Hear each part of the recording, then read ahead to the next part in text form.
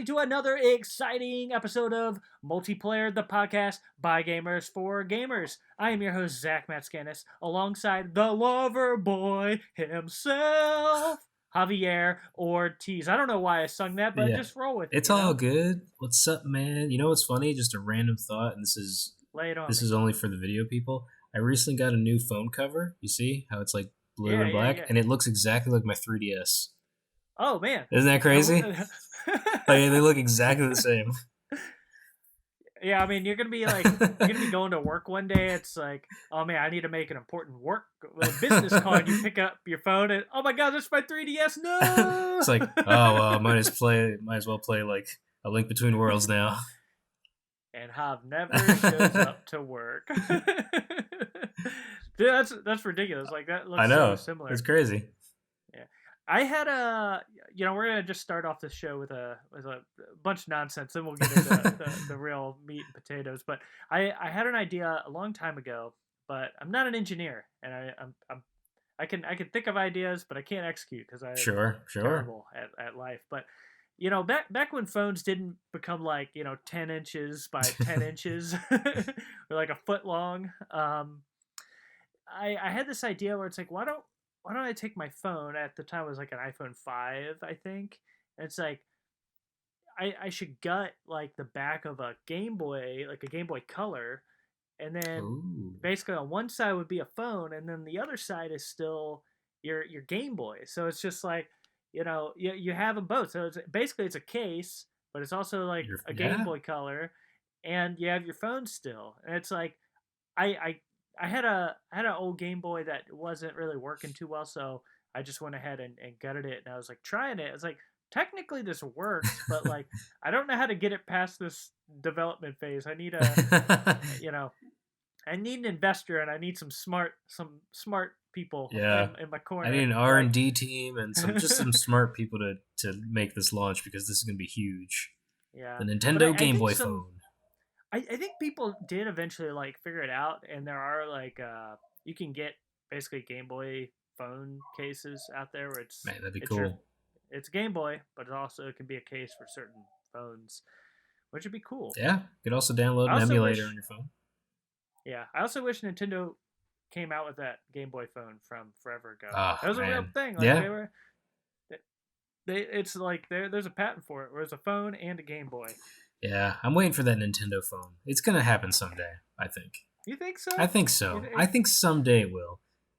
Especially now that their theme parks are like, you need an app to do stuff in the theme park. I'm like, I can't imagine like 30 years from now they're not just like, you know what, guys? Let's make the Nintendo phone. The Nintendo phone. I mean, just give me basically an iPhone with like a little baby Joy-Cons on the side, I mean, honestly, I would just take a phone with Mario on it. Like, I'm sold. That's mine. Yeah, real Mario, not Mario Jump. Oh yeah. Oh no, I meant like just a phone with like a picture of Mario on it, and Nintendo and Nintendo just branded it. It doesn't even work. It's just a phone with a picture of Mario on it. You can't even change it.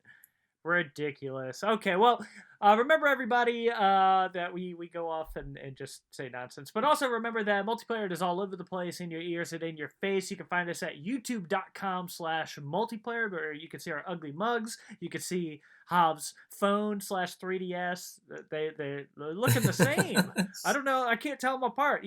Check us out on YouTube and see if you can tell them apart. Yeah, really? Every week we'll do we'll have them put them in different places, and then it's like a spot the phone, spot the 3DS. Yeah, really. And tell which one is which. And if you don't want to do that, if you don't like silly games with your videos, and you just like to hear things with your earballs, go and check us out at podcast services everywhere.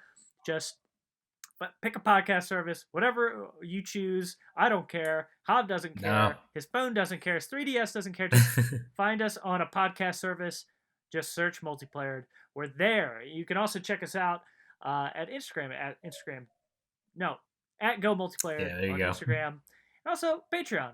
Go check out our Patreon at patreon.com/multiplayer, where you can support the show, because we love you, and I hope you love us too. So, Hav, let's talk about your 3DS. Oh man, I've been waiting for this moment just forever. Let's talk about my It's 3DS. about damn It's a time. beautiful piece of hardware. I will always love it forever. All right. Well, we have some interesting things to talk about today. A Yes. lot of Xbox stuff. So there was an ID at Xbox event that we're going to get into here in a second. And then just like some interesting articles I was reading over on Game Informer with kind of talking about Game Pass and Xbox in general. Sure. So pretty Xbox heavy show. And then I kind of want to get into some history stuff as it relates back to Game Pass. The history of subscription services is much older than I would say most people think. Like, Oh yeah. people think like subscription services. Everybody's like, oh, Netflix invented subscription services like in whatever year that was, like 2006 maybe. Yeah, it was around then.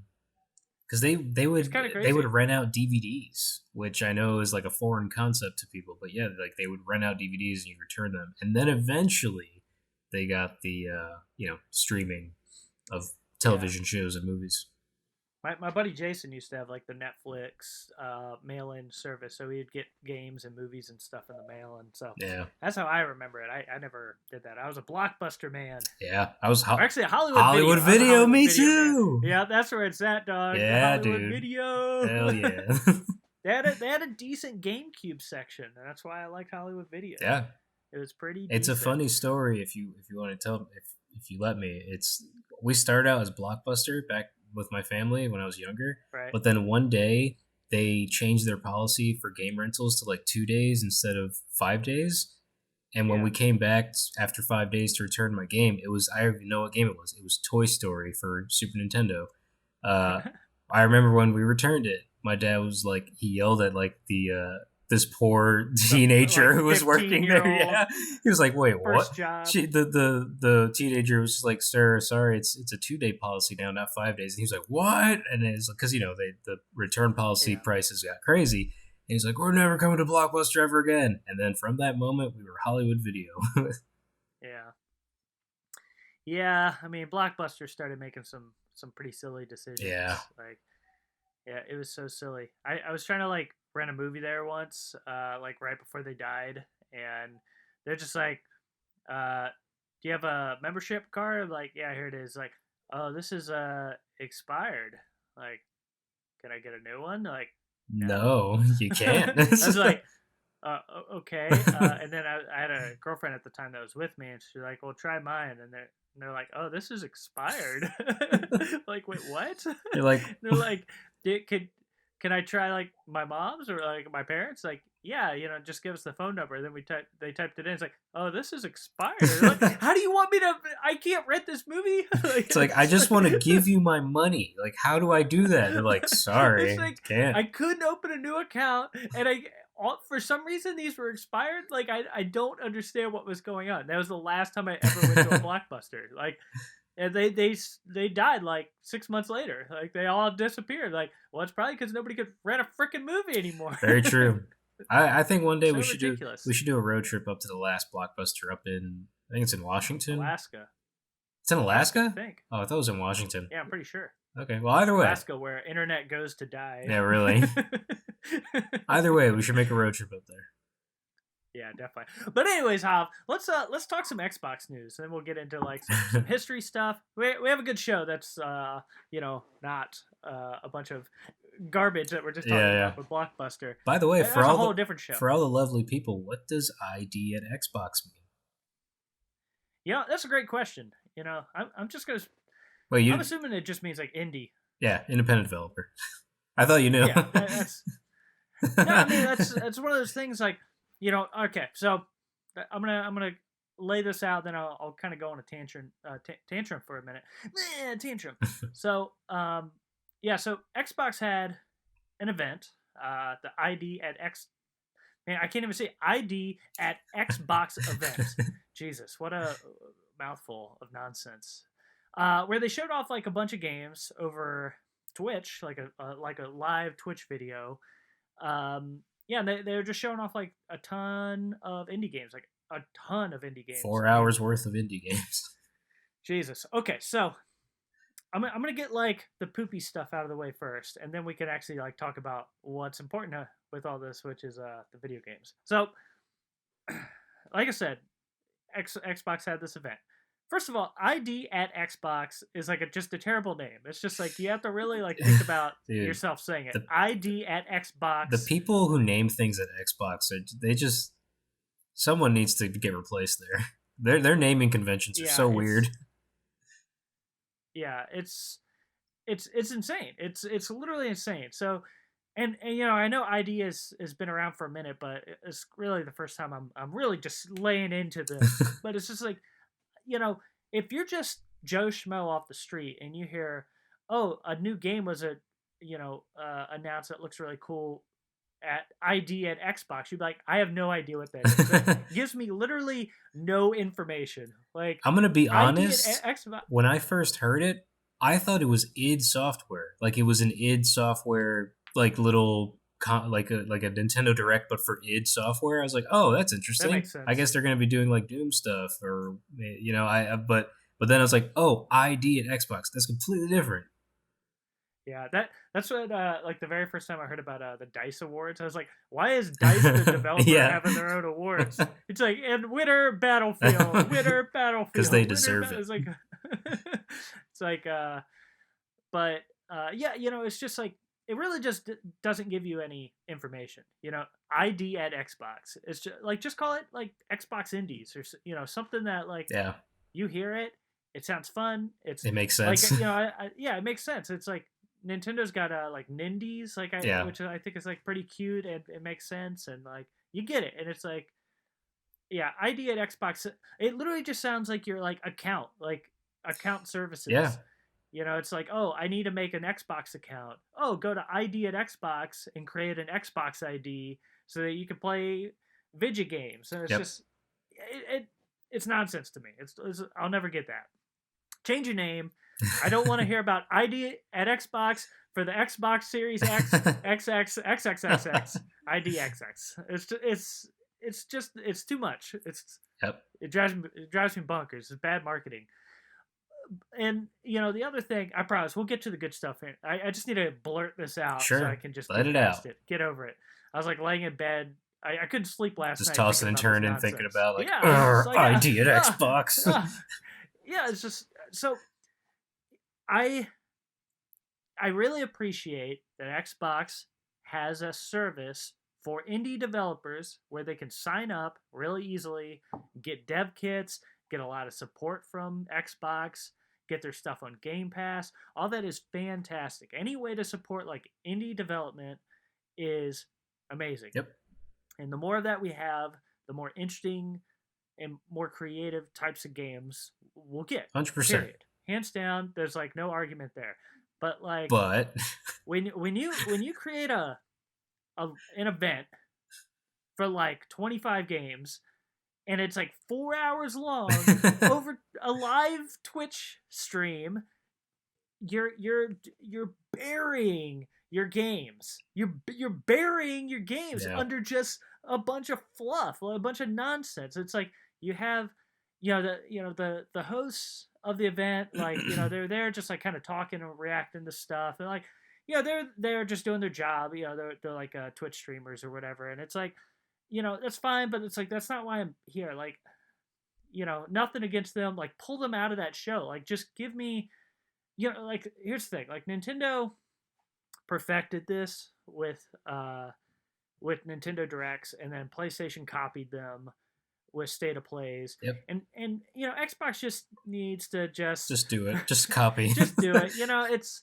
sometimes it's just the best method. It's just like, oh, Nintendo literally perfected this. Yeah. Why don't we just do a similar format? It's just like, and they do it sometimes. They have like for their big like E3 shows and stuff like that. It's like a pretty darn similar as far as like here's like Phil Spencer. He's going to talk about this for like 5 minutes. Okay, let's cut to like gameplay of the new Halo, and then let's cut to the new Gears. Yep. And then let's cut back to Phil Spencer. And then we'll cut to like a developer that talks for a minute, and then we cut to a trailer of that developer's game, and it's 30 minutes long.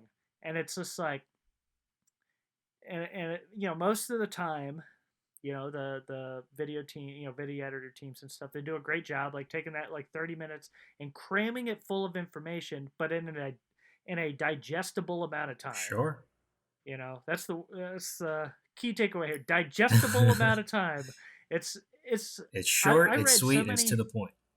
It gets to the point.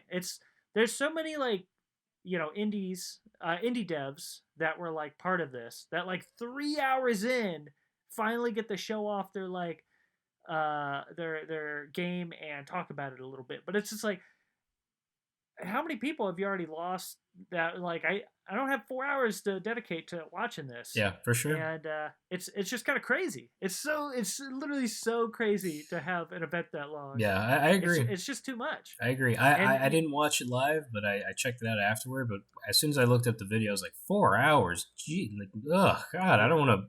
And I was trying to skim through, and I kept going, and it kept landing on, like, the Twitch streamers who were hosting. And I'm like, you guys don't work for Xbox. You guys aren't the developers. You guys are just here. It's like you're just part of the audience, and they just gave you control for something. It's like, I don't want to listen to you. No offense. Like, I just want to get to the games, and then maybe hear something from like a project leader or a director or a developer, just to be like, hey, we worked on this. This is how we did it. Doesn't it look cool? Make sure you buy our game on this date. And like, that's it. That's all I wanted. Yeah, it's just make it about the games, make it about the developers. And I know, like, I'm sure that's what Xbox was trying to do here, but like, they took way too much time away from those two things and put it towards a bunch of nonsense. And it's you could see that in like the best E3 presentations, for instance. It's like games, games, games, games, and then like the worst E3 presentations are like that one weird year. Like, so Sony had back to back like incredible years, and then like the world's most terrible year, which is like the one year it was like games, games, games, games, games, and then the next year it's like, well, we're gonna show The Last of Us, but here's like a 10-minute like we're gonna play a song. Yeah, but they also like had they had playing a flute. They had to set up the that whole stage as well. Yeah, and I was like, what? what? Yo, what do you? Yeah, I was like, what's it's just too much. Yeah, I was like, this guy's talented, but like, what does this have to do with anything? Yeah, it's just it's too much. That's just crazy. Like, imagine any other medium. Imagine anybody doing anything like this, where it's just like, hey, we're gonna show you the new Marvel Avengers 2 or whatever they're on, 3. I don't know how those the work, next Avengers. The new Avengers movie. But before we show you that, we're gonna have two people talk about the Avengers for 20 minutes. Yeah. Just about liking the Avengers, and then there's gonna be like a dude playing a flute for 10 minutes. It's just like, I don't need any of that. Just show me the trailer. I don't need a flute. Show me the trailer. Show me the trailer, and maybe let's hear from the director. And it's like, that's what I want to see. And so it's a shame that the indie devs that are part of like the ID at Xbox event don't get the same treatment as like the big boys in like their big E3 press conferences, where it's like straight to the point. Here's 30 minutes. We're gonna like blitzkrieg you with like amazing stuff. And there's a lot of like information I didn't get out of like that 4 hours. Like, I don't know if like, I'm assuming all this is coming to Game Pass day one, but like it wasn't made very clear.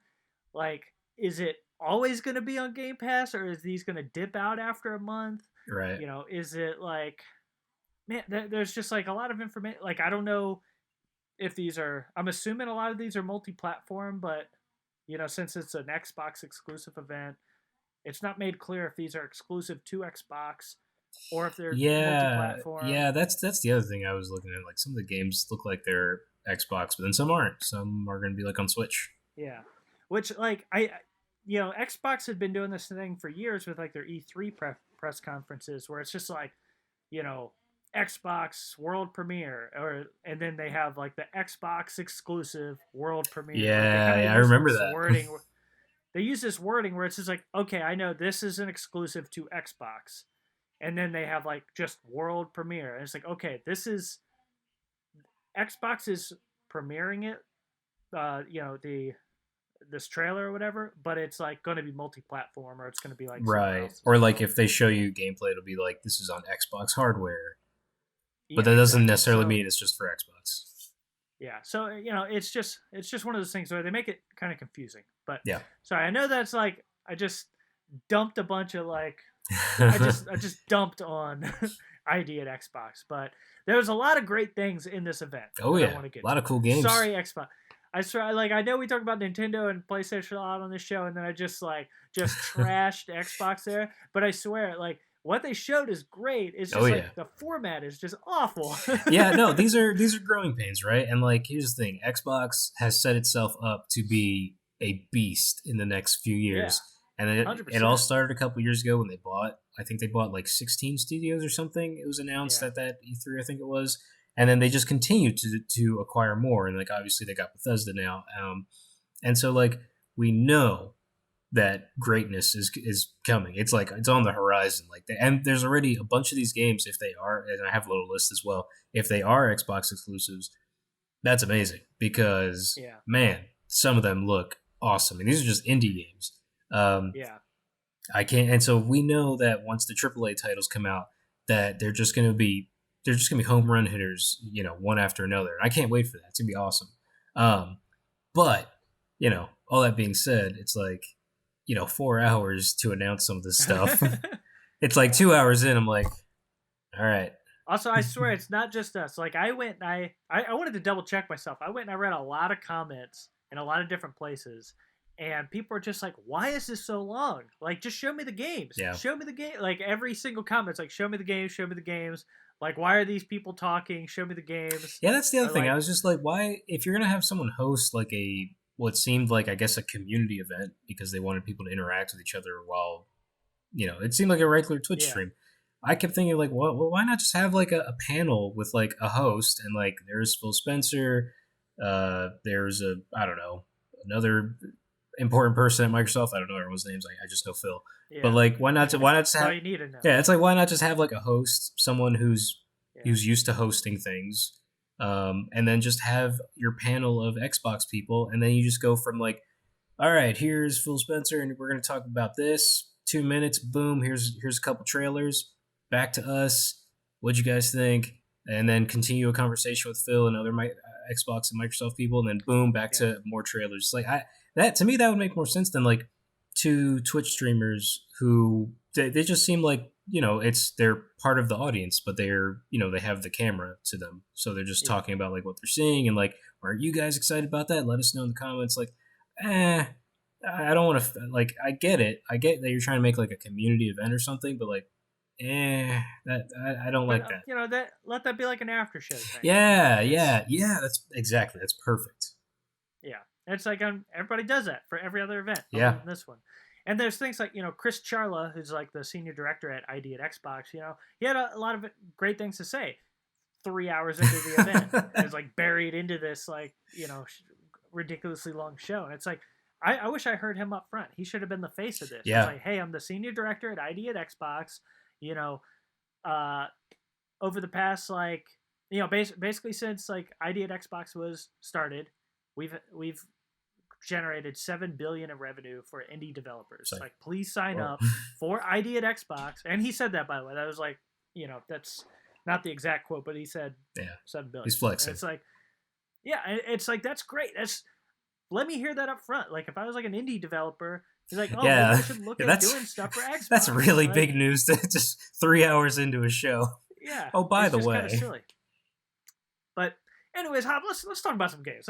yeah, We've been on that. We've talked enough.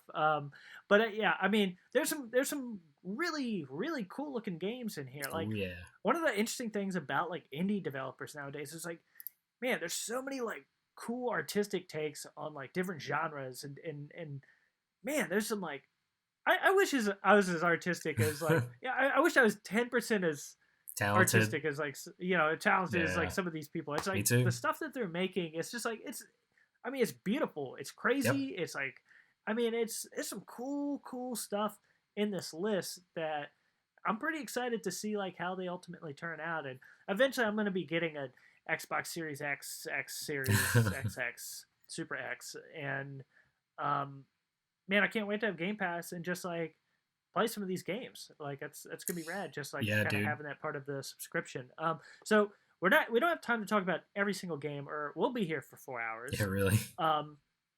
Let's take our own advice and let's condense this into a digestible amount of time. um, so I'd say I guess let's go sort of back and forth here. How about I'll let you start. What was a game shown that you are pretty interested about? So, my favorite game they showed, it was already announced a little while ago, but it's about to be, by the time this episode comes out, it will be released, and it's Naruto Boy. I think that's how you pronounce it. Yo, Naruto Boy. That looks so cool, and it's gonna be on Switch. So I'll be playing on Switch. Oh, dude, that game looks freaking rad. Yeah. So for the people that I was pronouncing it Narita Boy. I mean, it could be like Dorito. I don't know. I mean, Naruto. But maybe it's like Naruto. Yeah, that's what Naruto. It doesn't matter. I could have swore they said the name at the end, like in the trailer. It was like Narita Boy. They did, yeah. So maybe it is Naruto.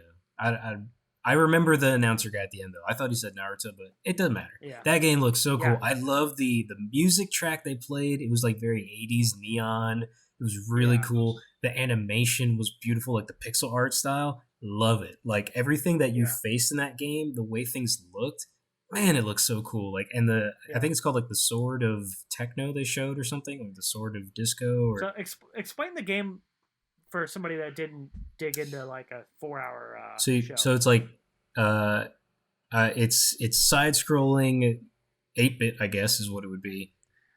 Yeah, 8 to 16. Yeah, it's like a maybe 12, 10. I don't think that's how big it works.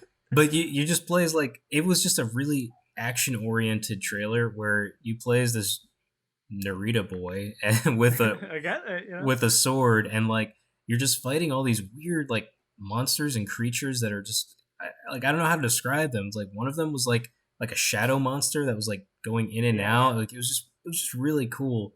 But the thing that grabbed me the most was just the music. Like I love like that 80s neon kind of music, and it fit it perfectly. And I wanted to say like this is such a like a common thing to say about stuff that looks like this, but like whatchamacallit, Blade Runner. It had like a Blade Runner vibe to it, with that type of like futuristic noir but neon vibe to it.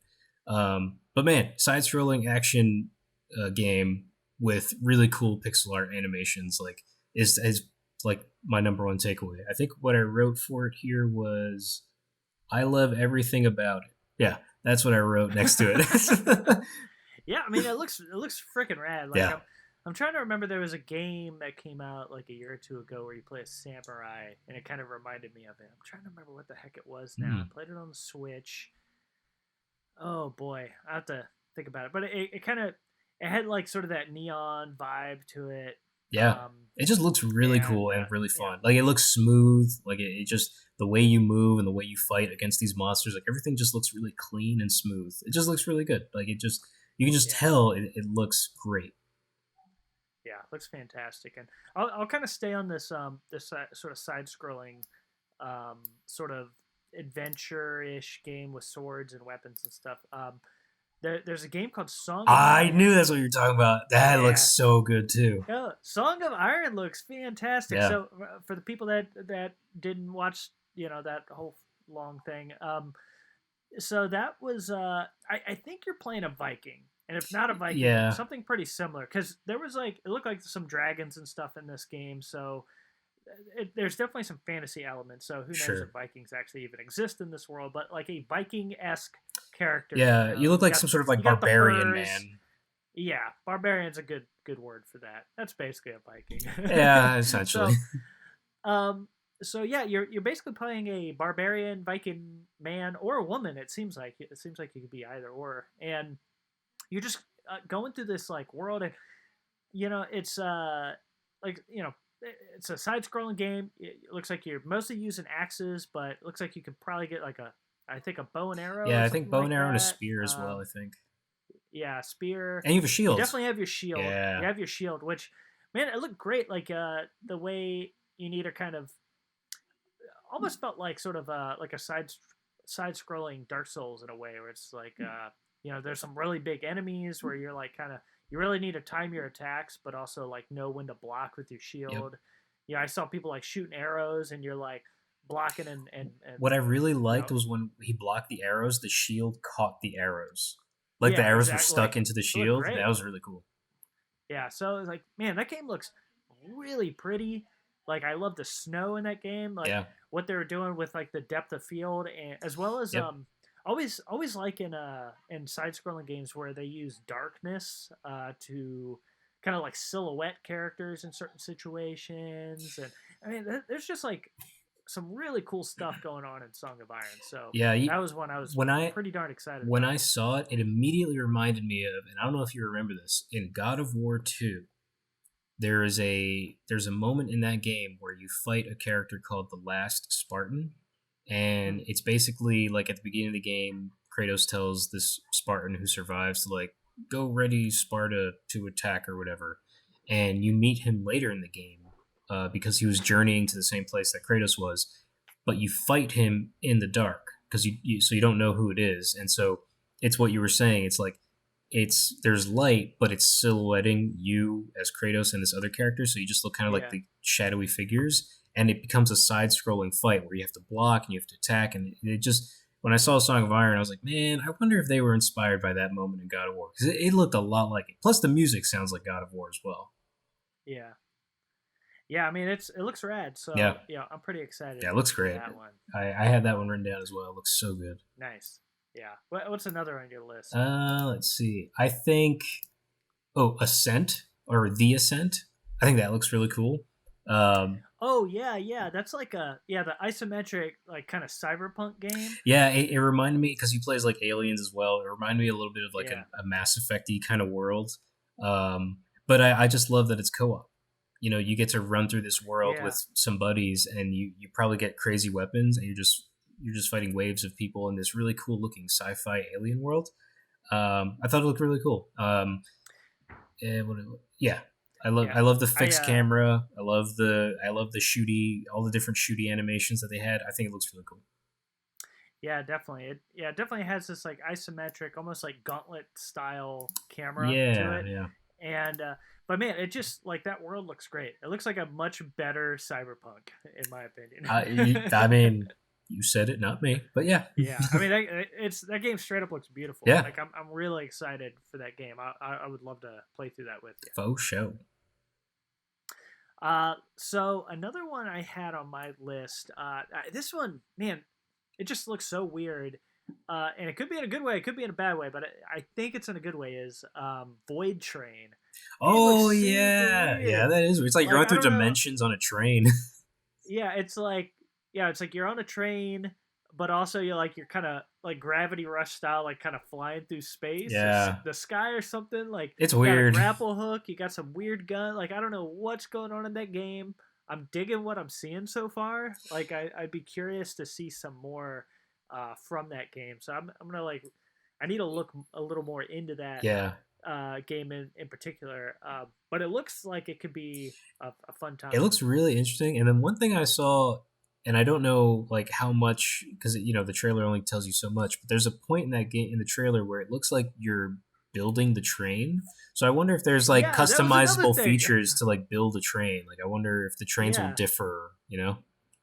yeah, it's so strange. Where it's like, yeah, you're running around like shooting things with guns, but then you're Yeah, like building these like toy yeah, trains, yeah. and like I don't know what's going on It's in that weird. game. It looks so weird, but in like a great way. Yeah, So I'm pretty excited for it. yeah. I thought that one was really interesting too. Yeah. One that I really like, and it's another. It looks kind of like a fixed camera. Death's Door. I don't know if you Mm, saw that one. It was where you play as a yeah. crow, and it's just a world of crows. Yeah. Did you ever play Titan Souls? No, but I saw that that's what I think Acid Nerve is the name of the developer. Yeah, so Titan Souls was that developer's last game, and I played a bit of that one because I think it was free on PlayStation Plus 1 month. And I was like, let me give this a shot, and um, I played a bit, and it was good, but I didn't stick around the whole time. it was basically a Dark Souls like game, Yeah. um, just from like a kind of the same perspective as that new game. It's like a little more like overhead perspective, and yeah, it just like it didn't grab me the whole time. But this new game with the crow looks pretty darn fun. I mean, I like the like the boss fights yeah. look absolutely That's insane. yeah. I was gonna say like some of the boss fights look really cool. I like the look, like the aesthetic of the world. I think it's really Yeah, interesting. it's really pretty. Yeah, and I looked into the Acid Nerve team, and it's just a 2-person team. It's just two Yeah, guys, which is so crazy. yeah. Like, and to me, I was like, all right, then I'm gonna play it for sure now because like if it's just 2 people, like one, it's important to support the artist, right? But 2, like if only 2 people made this, I want to see how much they accomplished with just those 2 people because I think that's pretty amazing. Because just the trailer looked really cool. Um, so I want to play the game for myself and like see how good that gameplay is and be like, man, these 2 dudes, they're really good at what they do. Yeah, for sure. Yeah, let's see. What else did I have on my list here? Um, Man, there were so many weird games in here, like Lawnmower Simulator. Like, Oh it's like yeah, or who's like playing a lawn mowing or I simulator? think it's called like the soup pot or something like that. Oh yeah, that honestly looks like a great game for the Switch. Yeah, Like, that's what you I know, thought too. I instantly, you know, what's funny? I instantly thought of my 3DS. I'm like, that seems like a 3DS game, like one of those yeah, weird Nintendo 3DS, like almost like the it's like Cooking dogs. Mama. Yeah, yeah. It's so funny. Like Yeah, um, yeah. And then there's man, there's just man, there's so much in here that was I thought pretty crazy. Exo Mecha looked really funky. Like when I saw Exo Mecha, I was just like, all right, lots of chrome, lots and lots of chrome. Everything is really Yeah, shiny. But then I was like, okay, it's kind of Titanfall-y. I like the grapple hook. You're just kind of zipping yeah. around the world, shooting people. It's it straight up looks like Halo meets Titanfall. Yeah, It's like you're in a warthog. It's like you look like you're basically a Master Chief type character running yep, around just like shooting yeah. A things, bunch of punching different stuff. weapons, and like I like when you. Yeah, I like the my favorite animation was just like you grab a guy by the shoulder, you just turn them around, and you just put like a bomb on their chest, and they're just yeah. Guys, they have no reaction. They're just like what, and it just blows up. like, oh hey, what's up, man? Yeah. How's it going? Oh, what you sticking on my chest there? Oh my god. Yeah, I love that. I was like, all right, that's kind of silly, but I really enjoyed Yeah, it. yeah. So that I don't know if that's supposed to be a campaign, if that's just a multiplayer game. It's Yeah, really hard to tell from I that trailer. I couldn't tell either, but I like the like. It seemed like the only setting they had was on a beach. I can't remember if Yeah, there was anywhere else, but I thought it looked cool. I was like, wow, it's very bright and colorful, and like lots of shiny yeah, people. Like all the armor is like chrome and very shiny. yeah. I think they might be all robots or something. And Maybe. then there's also, speaking of robots, it's like the big Rock'em Sock'em type robots, just like punching Yeah, each yeah, other yeah. with like or like fighting with swords. So I don't know what's really going on in that Looks game. wild. Yeah, I mean it looks like pretty like it. At least from that trailer, it looks like you could be like, "Oh, was this like a AAA game from somebody?" Yeah. You know what's really interesting But when I looked at it, because it was gameplay they were showing, the like there wasn't really a HUD or UI that was kind of clunking up the screen at all. It was very minimal. yeah, There's like you saw like there's some numbers on the side for ammo. Like I think the top had a little bit like of a compass, like it showed like north or west or but it changes on depending on where you're facing. And I think there was something else, but it was very minimal. So I wonder if it's going to be like that in the game. It's like, oh wow, there's like nothing on the screen that's kind of distracting you. Like, it's for very, sure. very, very minimalistic. Yeah. Okay. Let's name just a couple more before we move on here. Sure. The two big ones for me. One is Last Stop, which looks I didn't. super I don't silly. think I saw that one. Yeah. So it's like an adventure game where you're choosing a lot of like narrative options. Okay. And you can kind of like there seems to be like three different stories that they tell in this game, and the one that they were really showing things for, it's like you somehow body swap with somebody, and so it's like Freaky Friday, one the dude's like game. a Yeah, a little bit. So, and it's like all like very like British humor, and Okay. it's just like these two dudes like, oh, we've swapped bodies. Well, I'm a video game developer. You have to go to my job and like run this meeting, That's but you awesome. have to sneak past like the secretary in the front because she's super nosy, and so your character's just like you're trying to like you're like rolling around like an idiot in this like Stealth game. yeah, it's and you can fail that and then she'll start asking you questions That's funny. and you're just like like it's very like the humor is very British in a good way, like a very good way. It's like it seems very silly. Nice. That's awesome. um and I kind of like the art style for it as well. And then the big one I absolutely can't wait to play is this game called 12 Minutes. I have that. Yeah, I have And that one too.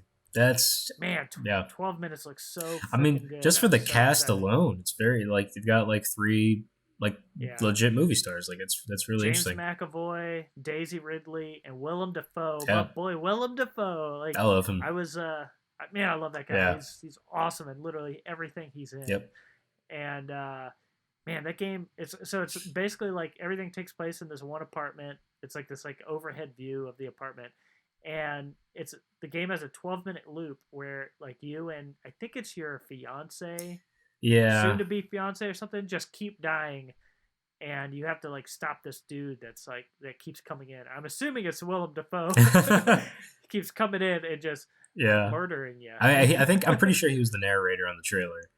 Yeah. But yeah, it looks really cool. And again, just for that cast alone, it's like ooh, it's very like cinematic and that's pretty cool for an indie game. It's just like it's a Yeah. really cool story's gonna be told. I'm really Yeah, looking forward to I that. think that game got a lot of attention, which probably brought in some more money. And then they're like, let's get like a stellar, Yeah, that'll help sell the game. cast. Yeah, 100%. So those are like, yeah, 12 minutes, and like that's my number one out of all of these. Looks Yeah, great. yeah, I had that one on my list as well. The other two that I had, I think Demon Turf.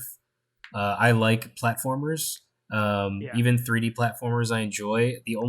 My only question, like, I like the art style as well. I think it's really interesting because like you kind of look 2D ish, but you're in a 3D world. yeah. Man, So that game looks weird. it does. It looks really weird. And the only issue I had when I was watching is like I love platformers, but like I wonder if the depth perception is going to throw me off because when I was watching the trailer, I was like, the depth perception seems kind of off to me. Like I was like, I wonder Yeah, how comfortable it feels to play. it felt like an N64 game Yeah, in the way of like there's like 3D and 2D elements, and so like your perspective can be thrown off because yep, you're not quite sure where you're landing. So yep, it'll be interesting to see if that's like fun to actually play. Like it looks cool, like the art style is yeah, amazing. yeah. But That's what I kind of yeah, gravitated towards. But then when I saw the gameplay, I was like, I wonder how comfortable I would feel if I play. But yeah, I yeah, think it looks cool. Like I like the art style and I like platformers, so it's right up my alley. And then the other one, I can't tell if I'm gonna like it or not. Is Nobody Saves the World. yeah, It's good pedigree, right? The guys that made yeah, Guacamelee, so it's like yeah. Drink box, they can freaking amazing, they know how to make a game for sure. But when I saw the gameplay, 100%. I was just like, I don't know, just something about it's not really drawing me in. I don't know. There's just it seems like it's missing something. But like I'm not gonna knock it. Like it still looks interesting and it's a very pretty looking game. And I think it reminds me of like an OG Zelda game, which is cool.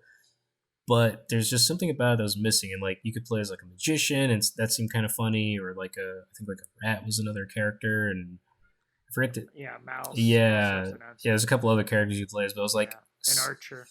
yeah, oh yeah, yeah, that's right, the archer. Yeah, I was looking at, it, I was like, I feel like I might like this, but I also feel like you're not showing me everything I should see. Like I don't know, it's something felt like it was missing from that trailer, and I don't know what it was. I can't describe it. But when I looked at Yeah, it, I was like, this looks like a solid game, but I can't tell if I would really like it yet.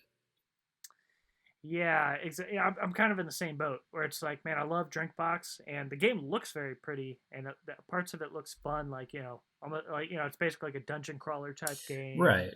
It Like looks a like a little bit of Zelda like game. Like it looks like an yeah, old school Zelda game. But like I don't know, something about it. I was just like, something about it's not really grabbing me, not pulling me in. yeah, and I think what's kind of doing it for me is there's some like randomness to the game. Like it's all the dungeons and stuff are just generated. Right, It's not procedurally generated. yeah, it's everything's procedurally generated. So once I hear those words, I typically like start to zone It's out. a new thing, man. It's Yeah, it really is. Like I feel like every game is like a roguelike or everything's like procedurally generated or parts are procedurally generated. It's like, just give me a curated game, please. yeah, I don't have time for all this like randomness, it's procedurally. chaos. Yeah, it's this chaos. Like give me something like an artist put their touch on.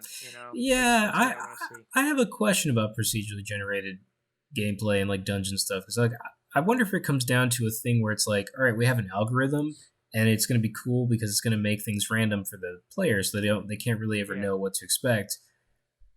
But at the same time, and I don't want to sound like like I don't mean this to talk bad on developers or anything, but I also wonder if that's kind of like a cop out as well. Because I don't know. I don't know enough Sure. about game development. I'm not smart enough to do that stuff. I just wonder if it's a thing where if like you put in a code, it's like now that this code is here, it can literally do the work that we Yeah, I don't think want to it's a little do. bit of both. It's like you have small teams making these games, and obviously procedurally generated games. Like as long as you have the algorithm, it does make things a little easier. It obviously it does have its own challenging parts to it. But I think it's because some people like games like that, and I mean, there are there's some that I games out like. there like yeah. So it really just like it really just depends. It's like I know Yeah, people are big fans of games like Dead Cells and stuff like that, which yeah, I know there's like some procedurally generated stuff. Same thing like Spelunky is like huge. yeah. Spunky is Um, Rogue Legacy. I really like Rogue Legacy, and then that's another yeah. one. It's you just the whole point of that game is to go in, die, and come back, and it's just different. It's like Yeah. it So can be done well. I just wonder if like that's all I was thinking. I was like, I wonder if like it's I don't want to call it a cop out because that sounds like such a bad thing to say about people. But I don't know how else to phrase it. Like yeah, for sure. So let's move on. We're already surprisingly running low on time. It's like we crammed a 4 hour see. conversation into like 30 minutes. Like crazy. So I had one thing I wanted to just kind of mention about Xbox before we move on. Well, a couple things here. First off, I have a correction. When I was talking about Chris Charla, senior director at ID at Xbox, and what he said, I just want to make sure I get my facts straight. I said it wrong earlier. So indie games have made $2 billion in the past 7 years. So I said 7 billion. Yeah. 2 billion in the past 7 years. So Still a lot. great. Still a lot. So I just want to make sure I correct myself there. Also, just I wanted to kind of add to this, because obviously all these games, all these like ID games are coming to Game Pass, and that's like at the end of the day, that's what like Phil Spencer and Xbox is, championing is Game Pass, Game Pass, Game Pass, Game Pass. Get Game Pass, play everything. It's an awesome service. Subscribe. It's awesome. That's Right. their whole motto. That's their whole dealio, and it seems great. Game Informer had an interesting article with some stats. You know me, I'm a numbers boy. I like stats. I just wanted to kind of read some of these. And I think actually Game Informer got this info from Forbes, if I'm not mistaken. But so here's the info. So the breakdown of the player experience with Game Pass is 20% more time in game over non-Game Pass holders, which to me in that language basically means like if two people have the same game, a Game Pass person and a non-Game Pass person, let's just use Forza for example. If they're playing the same Forza game, the Game Pass person is going to play that game 20% more than a non-Game Pass person, which is weird. You would actually think it'd be yeah, that's what I was saying before the show. I thought it'd be the opposite of that. Yeah. So I thought that was like really interesting, and that might be just something where it's like if you're a Game Pass subscriber, you're probably a more hardcore gamer than a casual gamer that like buys just a couple games and I don't know, just doesn't have as much time to play the said games. That's where my thoughts kind of I don't know, because like I would feel like a casual person would be like, oh, $15, it's $15, right, a month. Yeah. So let's say $15 a month, and I just get to pick and choose whatever I want to play. Oh, it sounds like a good deal. Like, yeah, I'll do that, and I'll just hop in a couple times a month, play some random games with maybe some friends, and then like Yeah. that's what I like. That's where but I guess it works both ways. Yeah, for sure. And then so basically people with Game Pass play 30% more games in general, just meaning like they're playing 30% more games Yeah. than somebody that doesn't have Game Pass, which makes sense, you know. Right, It's variety. You have more options to yeah, choose from. exactly. You know, you're not buying all these $60 games or $70 games. It's you just have all these games, you know, like Netflix. You could just watch 30% more movies. Right. And then the last interesting one here is 40% a 40% increase in genre exploration. Just meaning like you try new things. You know, Yeah. it doesn't hurt to try new things. So, Yeah, for sure. Yeah, the more we talk about Game Pass and like more shows, the more I'm like, man, it's crazy. It's such a good deal. Like it's insane. Yeah, yeah, exactly. And it's, you know, Xbox is really just looking at the future and how they can kind of continue to like monetize Game Pass with things like in-game content, but also just reach a larger audience, because not just on Xbox but PC and like mobile devices as well. Yeah. You know, they really want to hit that, like they want to get to those people on mobile. Like I think that's their ultimate goal. You know, you have 200 million people that buy consoles, but there are 3 billion people that play video games in the world. Yep. So it's like, how do you reach those people? But also like, how do we make more money on top of like this Game Pass stuff, which is like, monetization within your games. So, you know, and that's not, it doesn't have to be crappy loot boxes, but you know, it's like expansions and, you know, cosmetic packs, you know, stuff like that. That's not shady. Yeah, for sure. And I wonder if things would be impacted, because I don't know if you heard, but like I know it's been like being talked about that Microsoft was in talks to trying to purchase Twitch. So I wonder if anything would change if they found a way to do that.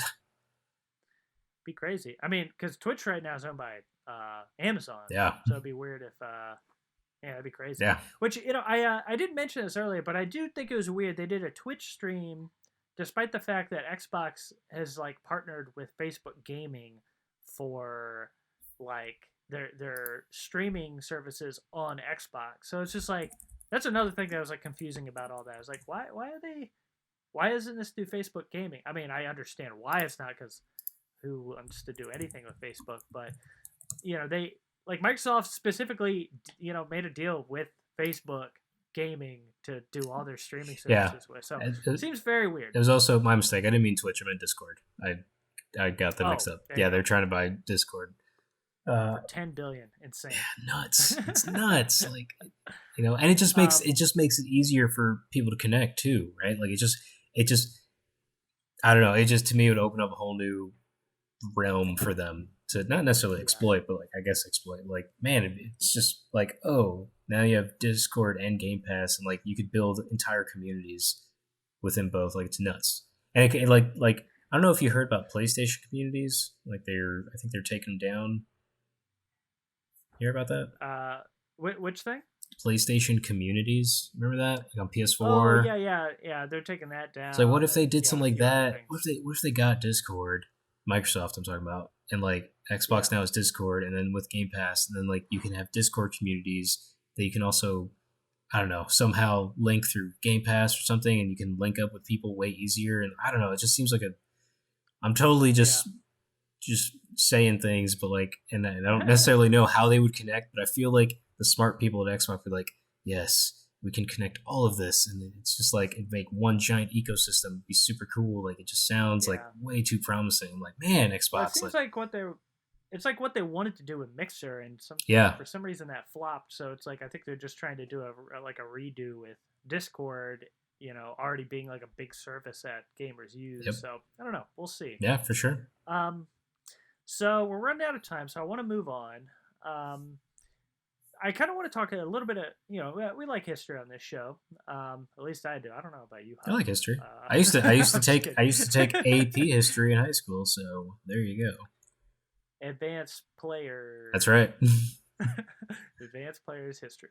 Okay, so yeah, I kind of obviously Game Pass is like this huge service, and a lot of people they a lot of people attribute Netflix for like inventing streaming services, and then people like Microsoft took that and made things like Game Pass, and it's like a much. I mean, people have been doing this for years. Basically since like almost the dawn of video games and video game consoles, people have been trying to figure out how to like make games downloadable to home consoles. And so I kind of wanted to talk about this history a little bit. I found this really interesting article. I think it's like well put over on CNET by a guy named Josh Lowensohn. Oh, I And know him. This do you really? No. I was like, how would you know this man?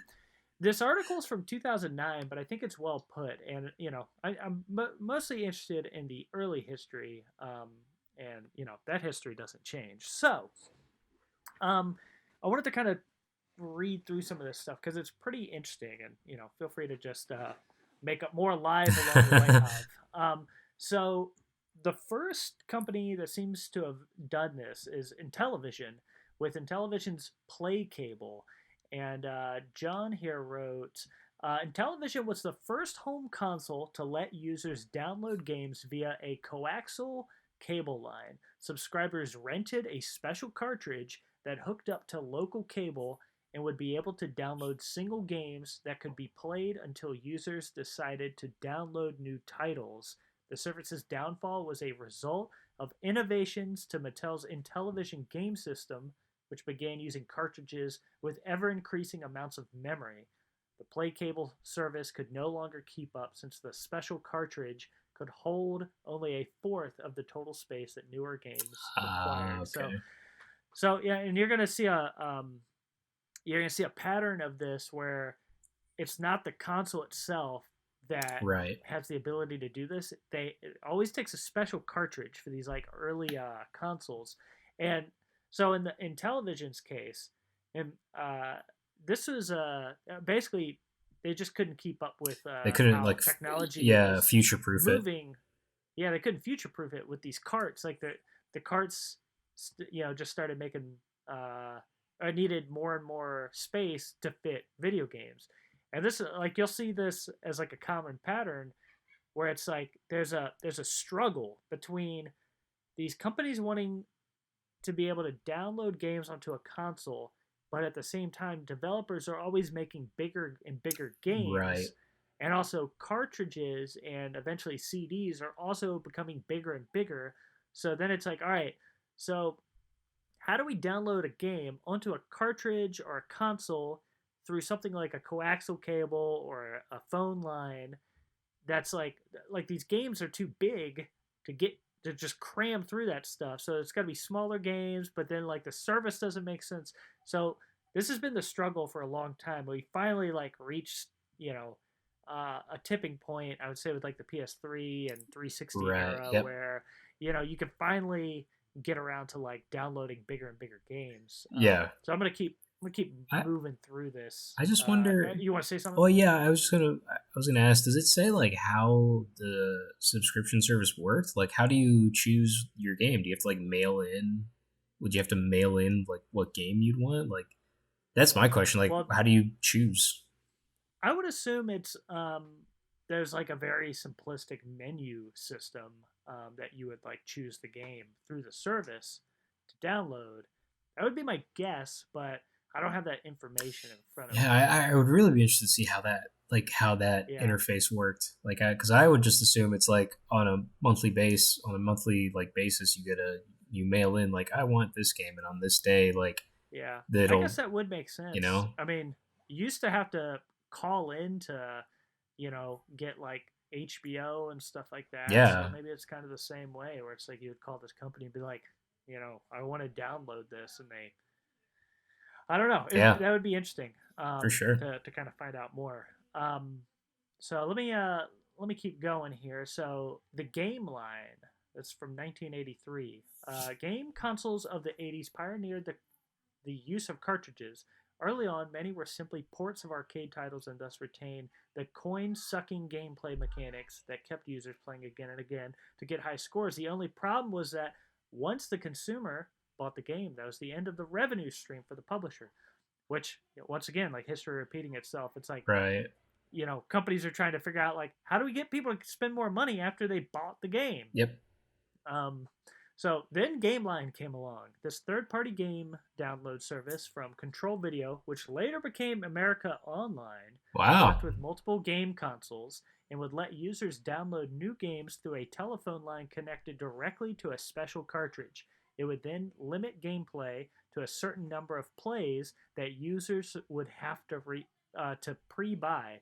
So it's like you would buy like 10 game sessions, and then it's like, you're done after that. that's another interesting thing that I want to ask about, like prices. Like, how does this all work? Like, do you pay for the service, or do you pay like every time you download something or call in about what game you want to play? Like, yeah, it seems like with this one in particular, you had to buy the special cartridge, right? And then you have to like pre-buy the amount of like times you want to play that game, not knowing that game at all. yeah, and I wonder like how, like, do you just mail in a check? Like, how does that work? It's weird because you got to think about all this stuff. It's like you can't just enter credit card information. That's not how.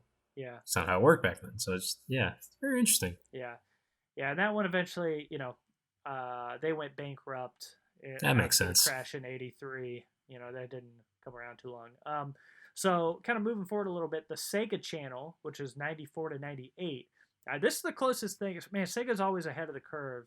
Just bad timing. Yep. But the Sega Channel was a monthly subscription service for Sega's 16-bit Genesis system.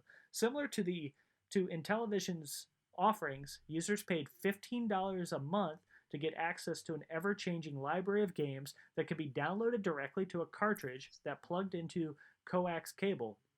Not all of Sega's games were available on the service, but it had several big titles that could be downloaded without leaving the house. It was also the first service to give users special games that were never released as retail offerings. That's Game Pass. So it's Game Pass. Game Pass, just it's crazy. Without the internet. So while the Sega Channel's special cartridge kept the same amount of internal memory throughout its lifespan, newer Genesis games were growing in cartridge size to work around that limitation. Some Sega Channel games were split up into parts that could be downloaded and played on their own. That's so cool. That's really interesting. I would love to I would have loved to been like a fly on the wall at someone who actually had this, and like just to witness it, like how, just the interface, and like how it worked, and been so cool to see that stuff. Man. Yeah, so they discontinued that after the Genesis life cycle, and they never brought it back. So it probably just wasn't really doing numbers for them. Right. And then Nintendo, this is from 95 to 2001, so overlaps with Sega a bit.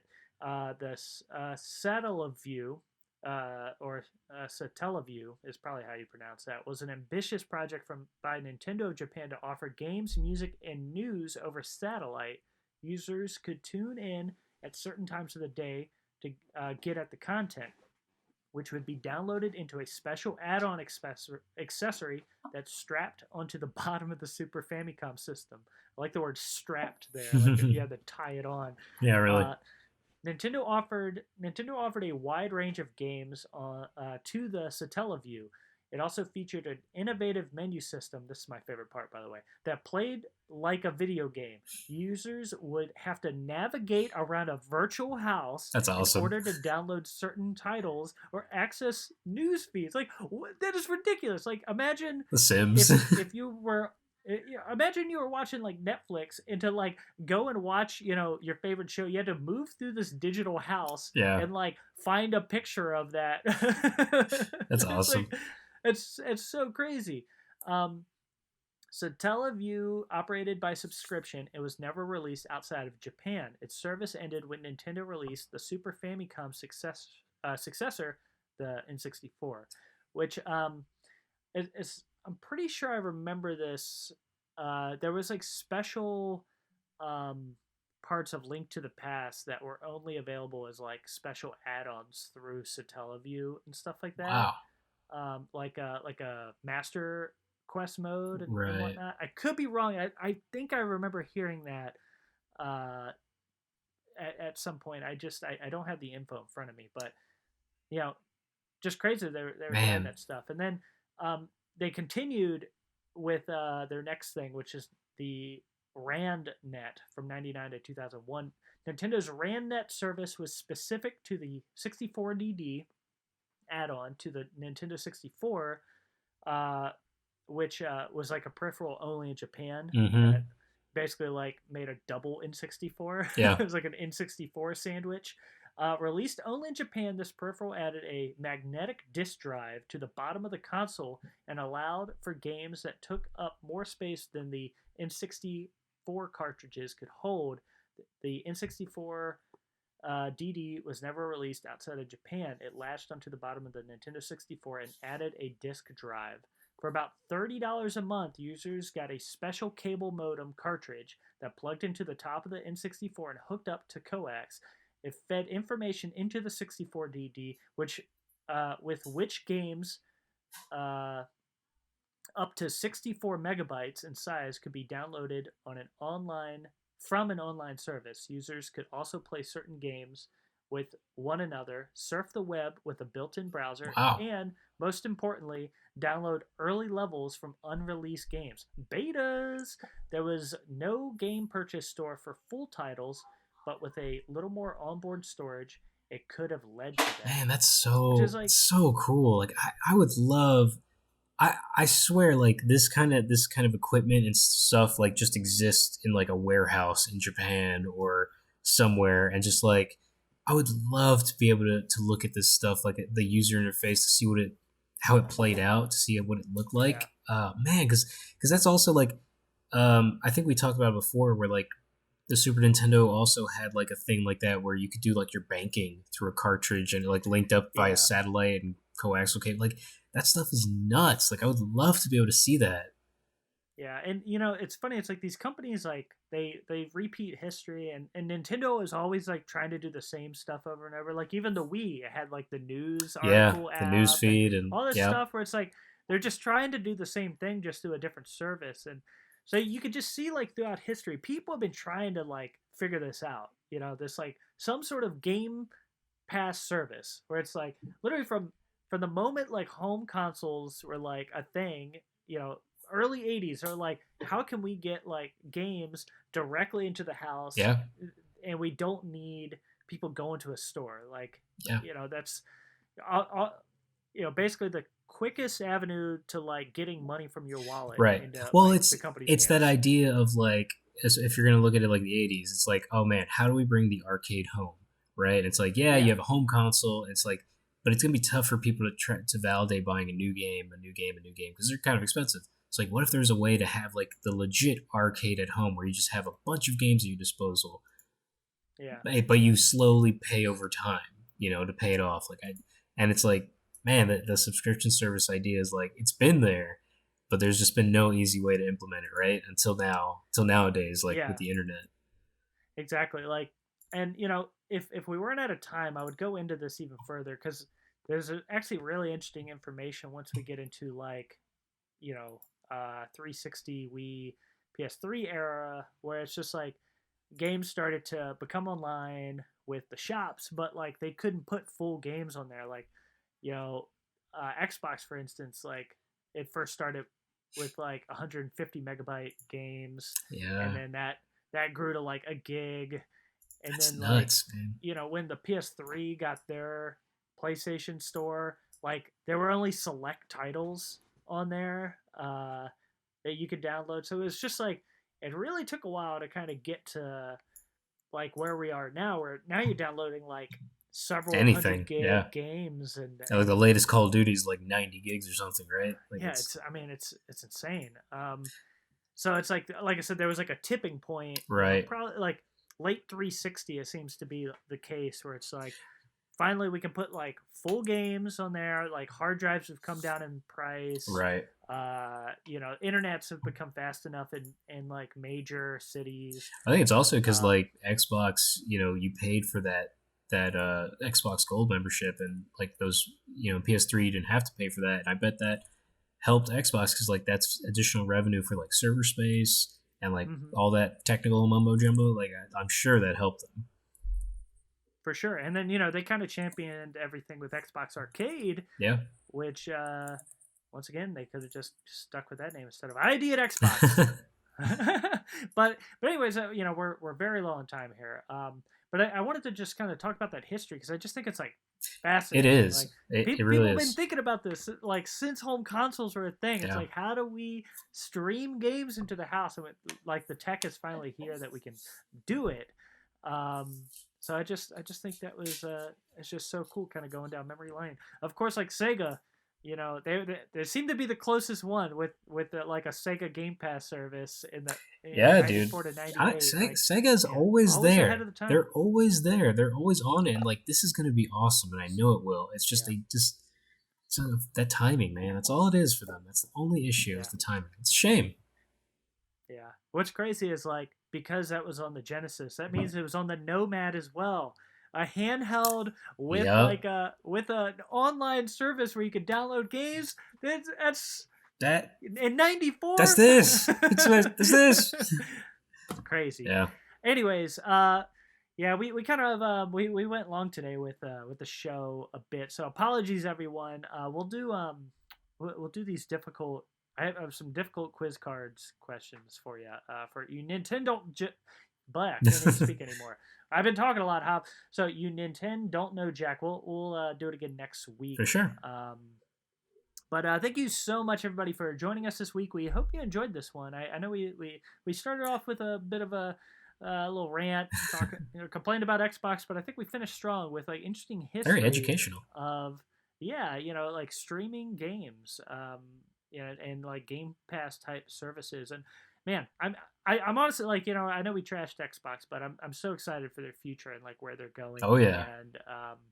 And it's just it's great for AAAs, it's great for indies. Like I can't wait to see like where the future holds for them, and then like as Nintendo and Sony try and figure out like similar things. I can't wait. Yeah, for sure. It's only a good future for everybody.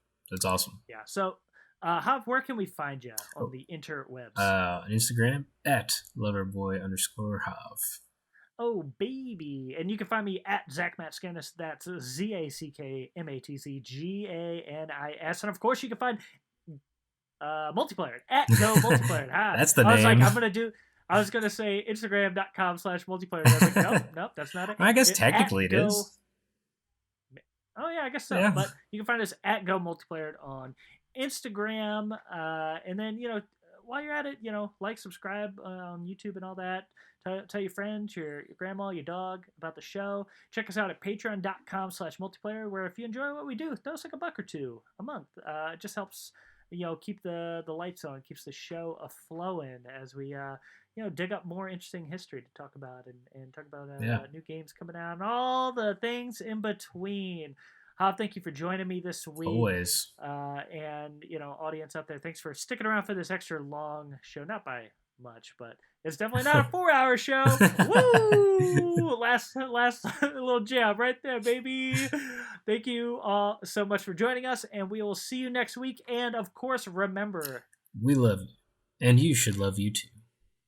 And you should love everyone around you, because there's a lot of jerks out there. Be nice to people on the internet. Be nice to people in real life. Don't punch strangers on the street, people. Yeah, that's messed up. Just love each other. Be nice. Everybody love everybody. Just love each other. Damn straight. See you all next week. Peace. We here at Multiplayer would like to give a huge special thank you to Kevin Hopkins, William Euchre, and the rest of our amazing Patreon community. If you'd like to support our podcast and get a shout out at the end of each show, be sure to check out our Patreon at patreon.com/multiplayer. See you next time, players. We love ya!